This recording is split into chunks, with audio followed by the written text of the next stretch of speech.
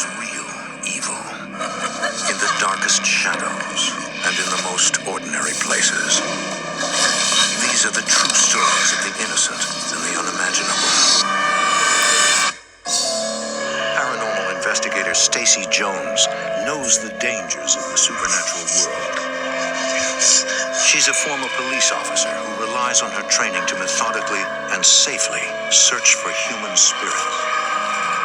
But an innocent mistake puts her only son at risk, and Stacy must battle the dark side to save his mortal soul.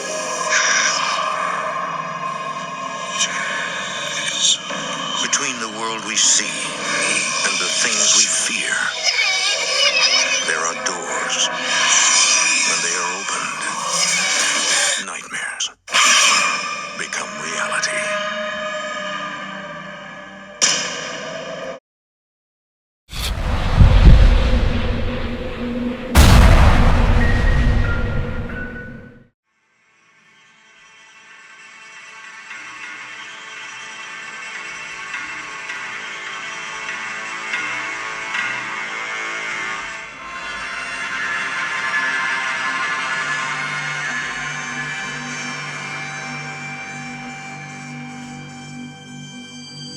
It was my first year of university. I had just finished unpacking all of my stuff into my room, and my family had just left. Later on that same day, my roommate finally arrived, and right from the get-go, I knew this kid was the most socially inept person I'd ever met. I introduced myself as Dan, sticking out my arm for a handshake. He paused, looked down at my arm as if he didn't understand at first, then laughed and went, "Oh," and gave me an almost dead fish handshake. I had to ask him for his name since he didn't even tell me when we shook hands. He was Dale. I tried to make small talk, but he just answered my questions with yes or no's, occasionally awkwardly laughing or smiling. Within minutes, we were both just sitting on our beds, on our laptops, not talking to each other. I was upset and planned on requesting to be placed with a different roommate. Anyone would be better than Dale. I thought Dale was just a really awkward kid, but I soon learned he was much more than just that. I met some of the other kids on my floor, and they seemed cool, so that was good. I came back to my dorm after looking around campus the first night to find Dale still in the same position he was in when I left. I said, "What's up, Dale?" and he didn't answer. Not to my surprise. It was 9:30, I didn't have anything to do, so I turned out the lamp on my side of the room and went to bed.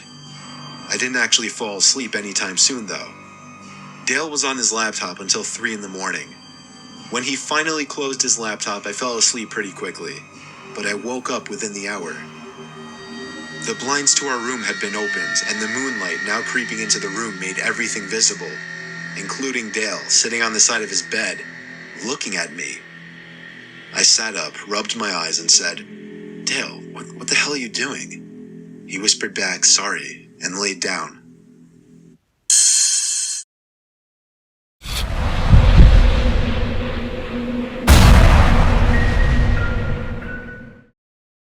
Morning, I woke up to find Dale had already gotten up.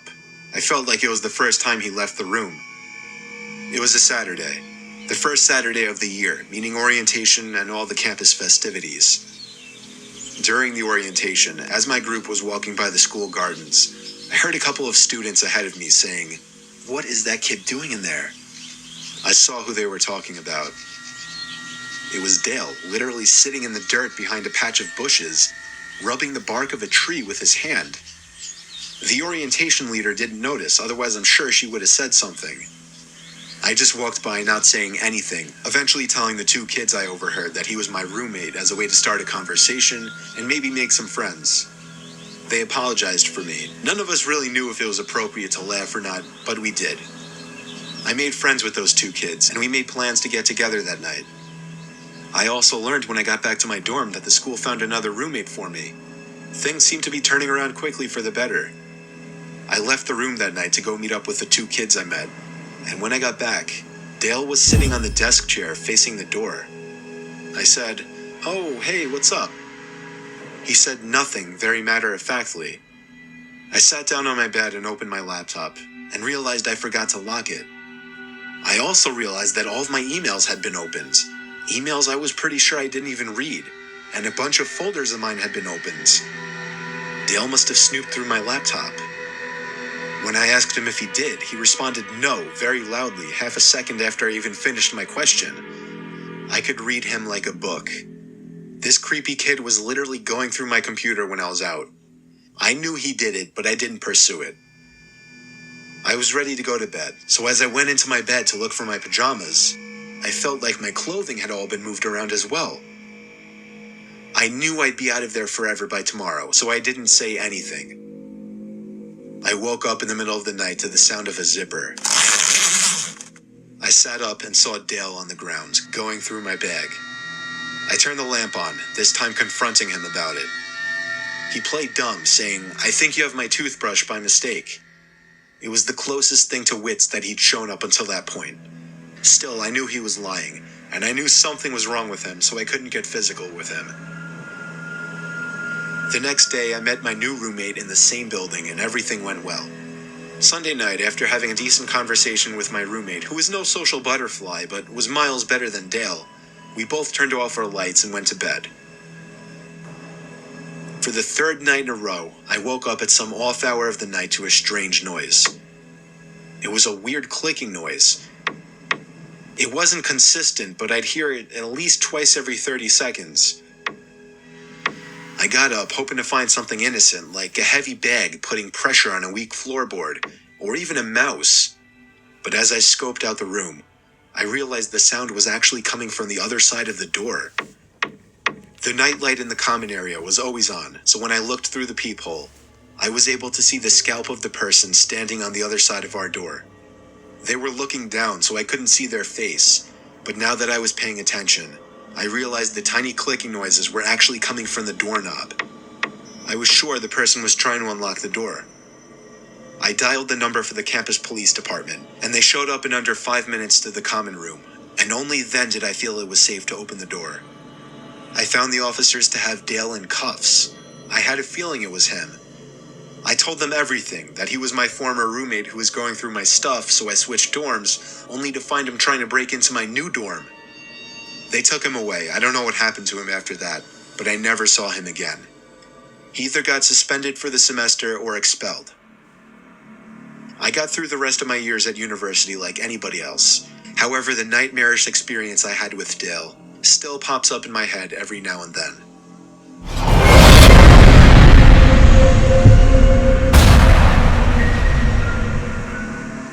I went to Binghamton University for 2 years.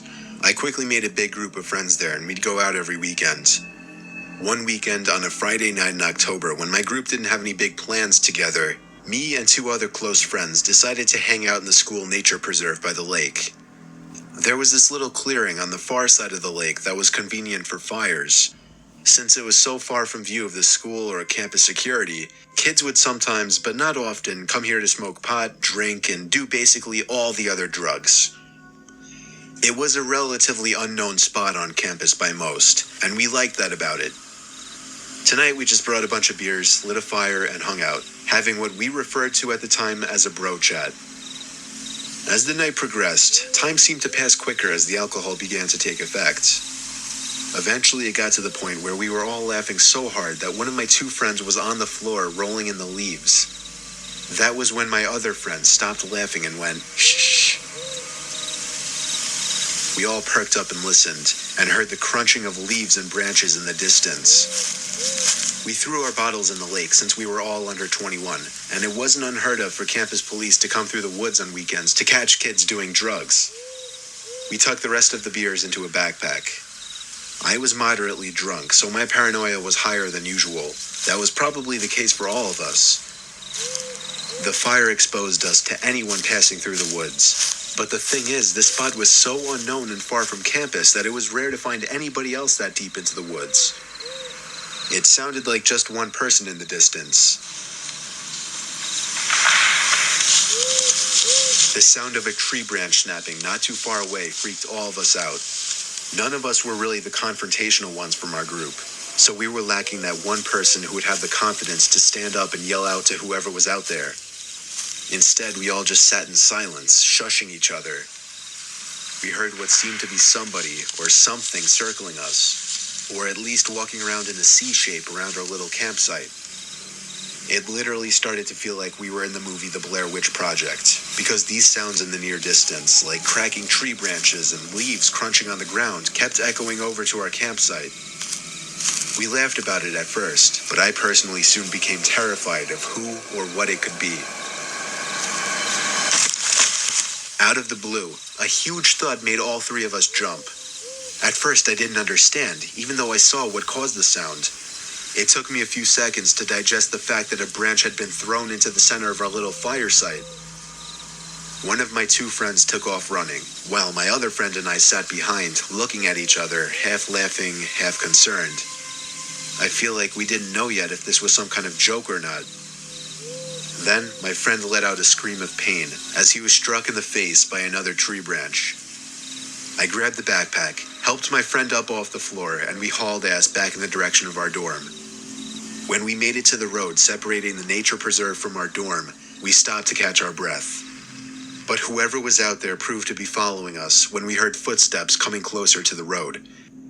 We continued to run back to the dorm, and when we got back to our floor, we found our other friend in his room already. We looked out of his room window down to the woods. There was someone pacing back and forth by the woods, and every time a car passed, they would walk back into the woods. Eventually, whoever it was went back into the woods for good, to never be seen again by us. We continued our drinking session in the dorm room, and within 10 minutes, we were all laughing about it.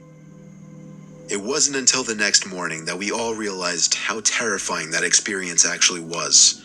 We never really went back into the woods past dark after that.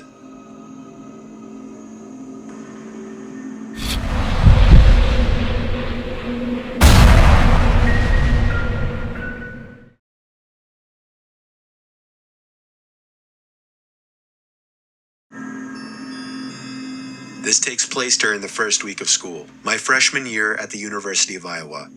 I was just starting to get comfortable with my roommate. He was dedicated to the idea of rushing a fraternity, and rush week was starting the next week, but the parties were starting Thursday of the first week. My roommate didn't want to go alone because it would be harder to meet people that way, so he wanted me to go. I happily agreed to go with him. Even though I had no interest in rushing a fraternity, I still had intentions to go to parties. After all, I was attending a party school. My roommate wanted to go to one frat party on Thursday, and then parties at different frat houses on Friday and Saturday. On this Thursday night, we were headed to perhaps one of the lowest ranked frats. I'm pretty sure it was an underground one too. But his logic in attending was to have a backup frat in case the higher ones wouldn't give him a bid. The frat house was really far from campus in a much more slummy downtown area. We pulled up to a corner house, and if it weren't for the blasting music and cars parked everywhere, we would never picture this house as a frat house. It literally looked like they settled with the first house they found. We knocked on the door to immediately be greeted by some short, chubby guy in a white t-shirt holding a Solo cup. His shirt had sweat stains by his armpits and mid-belly area. He told us to come right in. The party itself was in a horribly dimly lit room, with probably 50 guys bunched up into the living room. It was hot as hell in there to make it even worse. I think I saw maybe 2 girls at the entire party, neither of them even close to attractive. I gave the party a good 20 minutes, talking with one overweight foreigner after another, all giving off antisocial vibes. Eventually, I waved for my roommate to get ready to leave, but a huge group of guys by the door made us decide to wait a little longer to avoid the awkwardness of leaving early. I continued to drink the cheap beers they were serving. I think I downed 5 cups before I could even feel a buzz. A heavy guy approached me with a tiny bottle in his hand and handed it to me, smirking and saying, "That'll get you shit-faced." I fake laughed and thanked him, expecting him to go away, but he just watched me as if he were waiting for me to drink it. So, I did. It was maybe 2 shots worth of some kind of hard liquor. The guy then started making conversation with me, and every time I hinted that I was trying to get away, he would try to pull me further into this otherwise one-sided conversation. Things started to get really blurry pretty soon. I remember feeling dizzy all of a sudden, and the room seemed to be getting darker. That was the last thing I remember before waking up in a dark room, laying in a bed. I could hear the sound of music muffled behind closed doors, so I knew I was still in the frat house. It was a very dark room. However, I could still make out certain furniture in the room, and a small closet door. Not much else, though. But even over the blaring music, I heard the sound of a plastic bag being crunched from the closet, as if somebody had stepped on it by mistake. I ran out of that room and down the stairs back to the overcrowded living room. I found my roommate and pushed him out the front door, past the group of guys still standing in a circle right next to it. During the car ride back to campus, I told my roommate I was drugged. He almost called the cops, but I said it would be foolish and pointless. My roommate then asked me an awkward question. Was I taken advantage of? I didn't feel any type of pain, and my clothes were all still on the same, so I assumed not. When I did a time check, I realized I'd only been out for maybe 10 minutes before waking up. Whatever the guy gave me must have been a dud or something, thank God. That was my college experience of attending an underground ghetto frat party, and it remains to be my scariest life experience.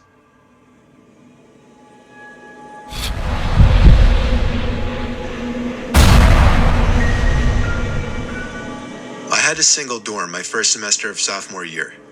It was in the corner of the floor, kind of secluded from the rest of the dorm rooms, since it was in its own little section. You had to turn a corner to even see the door. It was nice because I'd be able to still talk with friends on my floor, invite people over to my room, and still have privacy when it was time to do homework or go to sleep. A few weeks into the semester, while studying for a bio exam, the silence was interrupted by a noise. It took me a bit to realize it was a light tapping on the door. It was so light that I almost didn't even hear it. I yelled, "Come in," but the door didn't open, so I got up to open it. Nobody was there. I walked around the corner to look down the hall. Nobody. Somebody was obviously messing with me. I went back to my bed and continued studying, this time leaving the door open. Nobody came back. The next night, a few minutes after shutting the lamp in my bedroom to go to bed, the tapping on the door returned. Only this time it was much louder, more of a knocking sound. I called out, "Who is it?" And again the knocking stopped and nobody answered. I got out of my bed quickly and opened the door to see my small private corridor was void of any people. Again, I ran the 10 feet from my door to the corner to look down the main hallway of the floor. Nobody. The next morning, I asked some of the other kids in the dorm if they had been messing with me. Everyone said no. The next night, I woke up after having been asleep for 3 hours. Someone was knocking on my door again, this time louder than ever. I had trouble deciding whether to open the door or not this time. With a bout of courage, I hopped up and opened the door. Nobody was there as I was expecting, but this time I full-on sprinted down the tiny corridor isolating my room. And when I turned the corner, I saw the back of somebody disappearing behind the far corner on the opposite side of the hallway. I ran as fast as I could down the hallway, and as I turned to the next hallway where I saw the person a few seconds earlier, I saw a door at the end of the hallway shutting. It wasn't a dorm room, it was a bathroom. I felt like I was ready to confront whoever this joker was, so I pushed open the bathroom door with force. The light was off. I turned it on expecting to see somebody hiding in there, but I didn't see anyone. My first instinct was to check the 2 bathroom stalls, which were both shut. I got on my hands and knees and looked under the 2 stalls. 2 heavy black boots could be seen from underneath one of the stall doors. I took a deep breath and pushed the stall open. I was confused. There were the boots sitting on the floor, but no person to wear them. And then I heard a creepy giggling noise.